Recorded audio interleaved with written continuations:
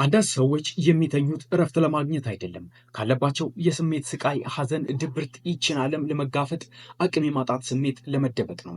አንዳንድ ሰዎች ጓደኛም ሆነው ፍቅረኛ የሚይዙት የትክክለኛ ግንኙነትን ጣዕምን ለማምጣት አብሮ ለማደግ አይደለም፣ ካለባቸው የብቸኝነት ተቀባይነት የማጣትና ለብቻ የመቅረት ፍርሃት ለመደበቅ ነው። አንዳንድ ሰዎች ለሁሉም ሰውና ነገር እሺ በማለት ሁልጊዜ ተባሪና ተሳታፊ የሚሆኑት ያንን ማድረግ ደስታን ስለሚሰጣቸው የህይወታቸው መርህ ስለሆነ አይደለም።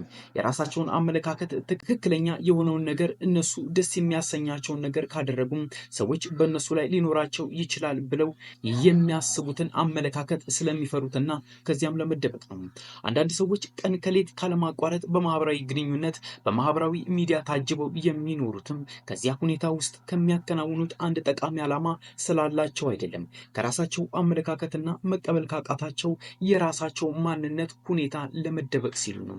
ታዲያ ከተደበቅንበት እንውጣ፣ ትክክለኛ የህይወት መስክ ፈልገን እንድረስበት፣ ማንነታችንን እንቀበል፣ ያንኑ እንኑርበት ይላል ዶክተር ኢዮብ ማሞ።